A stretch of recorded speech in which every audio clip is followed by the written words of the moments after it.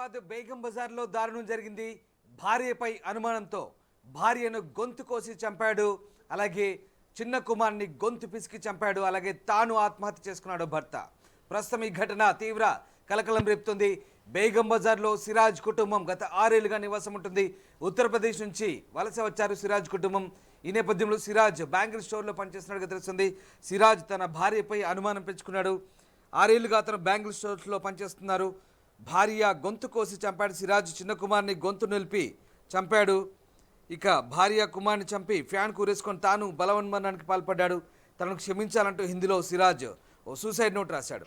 ఉదయం తల్లి రక్తపు మడుగులో ఉండడంతో భయపడ్డాడు పెద్ద కుమారుడు. అది చూసి అక్కడి నుంచి ప్రాణాలు దక్కించుకునేందుకు పారిపోయాడు. ఈ ఘటన బేగం బజార్లో కలకలం రేపుతోంది. భార్య కుమార్ని హత్య చేసి తర్వాత భర్త ఉరేసుకొని ఆత్మహత్య చేసుకున్నాడు. భార్య గొంతు కోసి చంపిన భర్త సిరాజ్ కుమారుడి గొంతు నులిమి హతమార్చాడు. ఉత్తరప్రదేశ్ చెందిన సిరాజ్ 6 ఏళ్లుగా బేగం బజార్లోని ఓ బ్యాంగిల్ స్టోర్లో పనిచేస్తున్నాడు. సిరాజ్కు భార్య హేలియా, 2 కుమారులున్నారు. భార్యపై అనుమానంతో గురువారం రాత్రి దంపతుల మధ్య గొడవ జరిగింది. ఈ నేపథ్యంలో భార్య గొంతు కోసి చంపి సిరాజ్ తన చిన్న కుమార్ని కూడా గొంతు నులిమి పాశవికంగా హత్య చేశాడు. తర్వాత అతను ఫ్యాన్ ఉరేసుకుని ఆత్మహత్య చేసుకున్నాడు.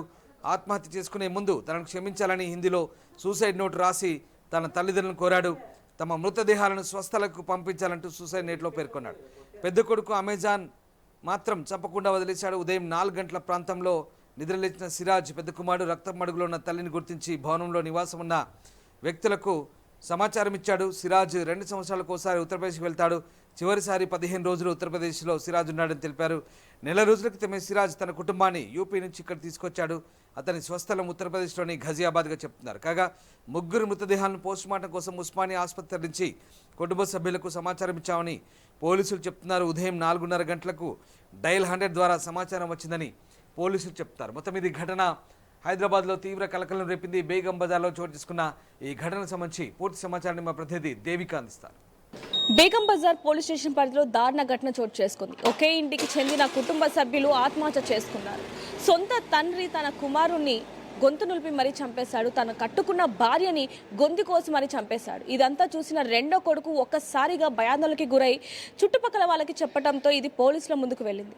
ఇప్పుడు ఏదైతే మన బిల్డింగ్ చూస్తున్నామో బేగం బజార్లో ఉన్న ఈ బిల్డింగ్ ఏదైతే ఉందో ఈ బిల్డింగ్లో 3వ అంతస్తులో ఎవరైతే మహమ్మద్ సిరాజ్ అనే వ్యక్తి ఉన్నాడో అతను ఇక్కడ నివసిస్తూ ఉన్నాడు. ఉత్తరప్రదేశ్ నుంచి ఇక్కడికి బతుకు తెరువు కోసం వచ్చి ఇక్కడ జీవిస్తూ ఉన్నాడు. ఇక్కడ దగ్గరలో ఉన్న బ్యాంగిల్ స్టోర్లో పనిచేస్తూ ఉన్నాడు. మరి ఏమైందో ఏంటో తెలియదు. ఒక్కసారిగా నిన్న రాత్రి తన భార్య అలాగే అతను మహమ్మద్ సిరాజ్ అలాగే హేలియా వీళ్ళిద్దరూ కూడా ఒక్కసారిగా గొడవ పడుతూ ఉన్నారు. అంటే దీని అంతటికీ కారణం కూడా తన భార్య ఎవరితోనో అక్రమ సంబంధం పెట్టుకుంది అనే అనుమానంతో వీళ్ళిద్దరు కూడా గొడవ పడుతున్నారు అంటూ కూడా ఇక్కడ కొంతమంది స్థానికులు చెప్పడం జరుగుతుంది. అయితే వీళ్ళిద్దరికి 2 కుమారులు కూడా ఉన్నారు.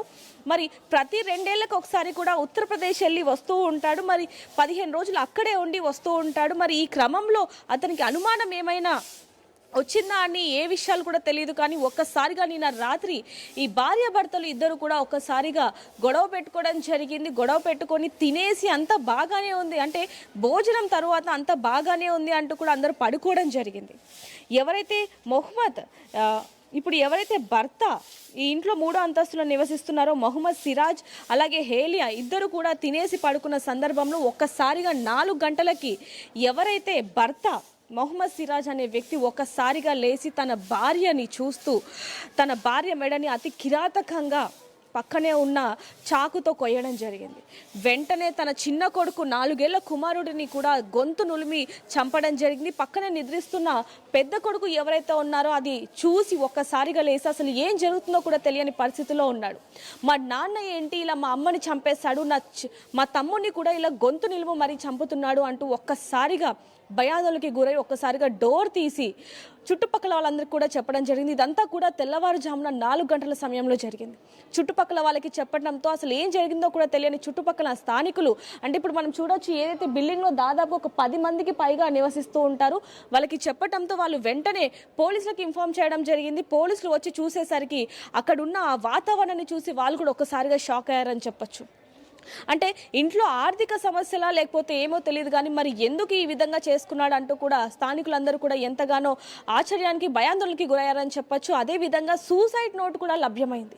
మరి ఆ సూసైడ్ నోట్లో అసలు ఏముంది, మరి ఎందుకు నిజంగానే భార్య మీద అనుమానంతోనే ఈ విధంగా చంపేశాడా ఏంటనే విషయాలు కూడా తెలియాల్సి ఉన్నాయి. ప్రస్తుతానికైతే దీని గురించి మరిన్ని వివరాలు తెలుసుకోవడానికి బేగం బజార్ సిఐతో మాట్లాడి మరిన్ని వివరాలు తెలుసుకుందాం.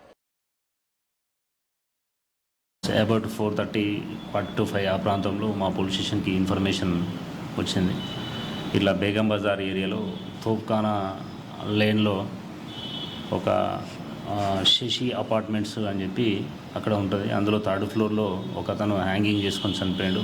బెడ్రూమ్లో అతని భార్య, అతని చిన్న కొడుకు కూడా చనిపోయి ఉన్నారు. అతని భార్యది థ్రోట్ కట్ చేసి ఉంది అని చెప్పి మనకి ఇన్ఫర్మేషన్ వస్తే ఇమ్మీడియట్లీ నేను మా ACP sir, clues team, finger prints వాళ్ళు అందరూ కూడా సీన్ విజిట్ చేసినాం. అక్కడ పరిశీలించిన తర్వాత తెలిసింది ఏమంటే సిరాజు అనే ఒక వ్యక్తి, ఇతను యూపీకి సంబంధించిన వ్యక్తి. గత 6 సంవత్సరాల నుంచి కూడా తోప్ఖానా బ్యాంగిల్ స్టోర్లో, మహీ బ్యాంగిల్ స్టోర్లో పనిచేస్తుండు. బ్యాంగిల్ స్టోర్ వర్కర్గా 6 ఇయర్స్ నుంచి అక్కడే ఉన్నాడు.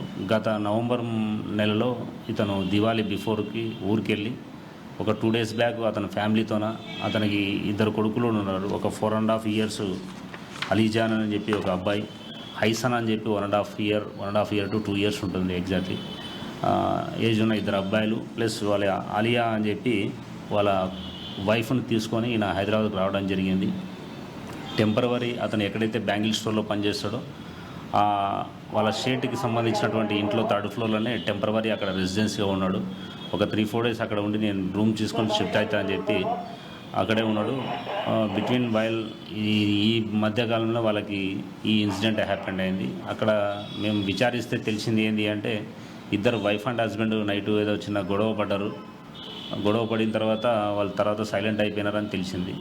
మేము ఆ సీన్ పరిశీలించిన తర్వాత అక్కడ మాకు ఒక సూసైడ్ నోటు హిందీలో, ఆ యూపీ లాంగ్వేజ్కి సంబంధించి సూసైడ్ నోట్ కూడా ఒకటి అక్కడ మాకు సీన్లో ఎస్ఓసిలో దొరికింది. అందులో ప్రిలిమినరీగా మాకు అర్థమైనంత వరకు ఆ హిందీ చదివితే ఆ అమ్మాయి వేరేదో ఇల్లీగల్ అఫైర్ ఉంది, అది మేము చెప్పినా వినట్లేదు ఈమె, అందుకు నేను ఏమైనా చంపేస్తున్నా, మా అత్తమామలు కూడా సారీ, మా డెడ్ బాడీలని, మా బీదోళ్ళం మేము, మా డెడ్ బాడీలను కూడా మా ఊరికి పంపించండి అని చెప్పి వాళ్ళ స్టేట్కి రిక్వెస్ట్ చేయడం, వాళ్ళ తల్లిదండ్రులను క్షమించమని కోరడం, అదంతా ఏదో రాసిండు. అది ఇంకా మేము క్లియర్గా ట్రాన్స్లేట్ చేయించుకుంటాం దాన్ని, ఆ డాక్యుమెంట్ని. ఇప్పుడు ప్రజెంట్ అయితే ఆ 3 డెడ్ బాడీలని ఉస్మానియా హాస్పిటల్కి షిఫ్ట్ చేసినాం, ఉస్మానియా మార్చర్కి. వాళ్ళ కన్సర్న్డ్ పేరెంట్స్ కూడా ఇన్ఫామ్ చేసినాం, వాళ్ళు కూడా బయలుదేరారు. ఆ అబ్బాయికి సంబంధించిన పేరెంట్స్ని, ఆ అమ్మాయికి సంబంధించిన పేరెంట్స్ కూడా ఇన్ఫామ్ చేసినాం, వాళ్ళు కూడా బయలుదేరారు.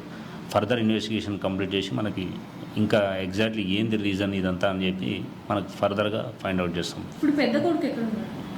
ఇప్పుడు ప్రజెంట్ పెద్ద కొడుకు ఎవరైతే ఉన్నారో అతను ఏ బ్యాంగిల్ స్టోర్లో అయితే పనిచేస్తాడో అతని ఓనర్ కస్టడీలో చిన్నపిల్లాడు 4.5 అబ్బాయి ఉన్నాడు. అతను మార్నింగ్ 4 o'clock లేచి చూస్తే వాళ్ళ మదర్ పక్కనే పడుకుండు. లేచి చూసినామని వాళ్ళ మదర్ ఫేస్ అంతా బ్లడ్ ఉందని చెప్పి ఇమ్మీడియట్లీ హాల్లోకి వచ్చి చూస్తే హాల్లో ఫ్యాన్కి వాళ్ళ ఫాదరు హ్యాంగింగ్ అయి ఉండడని, డోర్ ఓపెన్ ఉంటే ఇమ్మీడియట్లీ డోర్ తీసుకొని పైన 4th ఫ్లోర్లో ఉన్నటువంటి, అంటే వాళ్ళకి తెలిసిన అబ్బాయి, డైలీ అలవాటు ఉన్న అబ్బాయి పైకి వెళ్ళి డోర్ కొట్టి వాళ్ళకి చెప్తే వాళ్ళందరూ వచ్చి కిందికి చూసి, ఆ ఇంటి ఓనర్ కూడా అక్కడనే 1st ఫ్లోర్లో స్టే ఉంటాడు కాబట్టి ఆయన కూడా చూసి మన లోకల్ పోలీస్ స్టేషన్కి ఇన్ఫామ్ చేసి, ప్రజెంట్ ఆ అబ్బాయి, పెద్ద అబ్బాయి అయితే అలీజాన్ అని ఉన్నాడు, ఆ అబ్బాయి 4.5 years అబ్బాయి ప్రజెంట్ వాళ్ళ ఓనర్ కస్టడీలో వాళ్ళ ఇంట్లో ఉన్నాడు అబ్బాయి. ఇప్పుడు అబ్బాయి పరిస్థితి ఎలా ఉంది? ఆ అబ్బాయికి ఎలాంటి ఇంజురీ లేదు. పెద్ద అబ్బాయి ఇప్పుడు చనిపోయింది, చిన్న అబ్బాయి ప్లస్ వాళ్ళ మదరు, వాళ్ళ ఫాదర్, ముగ్గురు చనిపోయారు. బాబుతో మాట్లాడితే నేను నిద్రలేచి చూసినాను, మా అమ్మ ముఖమంతా బ్లడ్ ఉంది, నేను నడుచుకుంటా హాల్లో పోయి చూస్తే హాల్లో మా ఫ్యాన్ की मेरा पप्पा फैन को हटकाया, मैं इमीडिएटली ऊपर जाके मेरा अंकल को बोला, ऐसा बोल रहे हैं. వాళ్ళు వచ్చి రిమైనింగ్ అంతా చూసి మనకి ఇన్ఫామ్ చేసి, ఆ పిల్లగాడు అనేది ఏంటంటే రాత్రి మా అమ్మ మా ఫాదర్ కూడా కొట్లాడారని కూడా చెప్తుండే ఆ అబ్బాయి. ఆ అబ్బాయిని అడిగితే నైట్ ఏదో చిన్న గొడవ పడ్డారు అన్నట, थोड़ा लड़ लिया साहब, पापा माँ इधर थोड़ा लड़ लिया बोल के बोल रहे हो, मैं चिप्स खा के सो जाया बोल के बोल रहे हो. అసలైన తొలి వెలుగు. ఫాలో వాట్సాప్ @తొలి వెలుగు official.